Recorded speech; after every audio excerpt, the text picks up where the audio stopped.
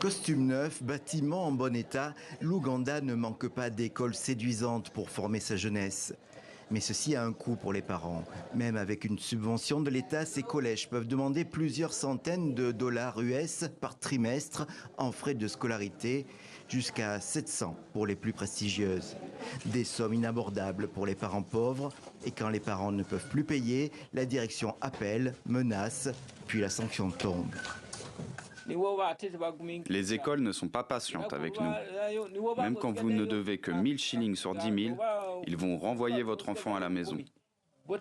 Ils s'en fichent, ils vont l'expulser jusqu'à ce que vous ayez payé ces 1000 shillings.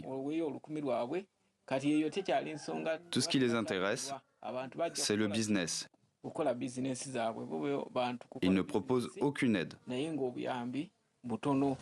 C'est la triste histoire qui est arrivée à Shalom Mirembe, renvoyé alors que son père gisait mourant à l'hôpital. Depuis, sa mère, Justine, est seule pour s'occuper de 4 enfants, les nourrir et, quand elle le peut, les envoyer à l'école. D'autant que des frais supplémentaires s'ajoutent sans arrêt. Un jour, ils doivent partir en excursion ou ils doivent aller nager. Quand je vois que je ne peux pas trouver l'argent pour ça, je leur dis « Vous devriez rester à l'école car je ne peux pas payer.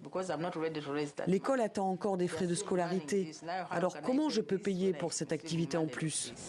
Shalom fréquente l'école secondaire Wampiwo Ntake à la périphérie de la capitale ougandaise.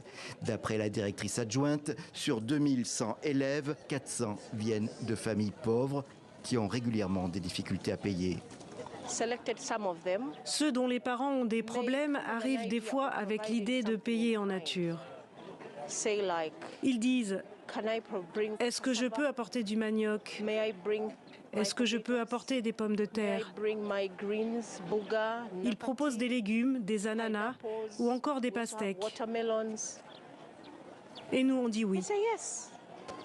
En Ouganda, la majorité des écoles relèvent maintenant du secteur privé. Elles répondent à une certaine demande, mais le gouvernement ne semble pas vouloir intervenir dans les prix qu'il fixe. Résultat, des millions d'enfants sont déscolarisés pour des raisons financières.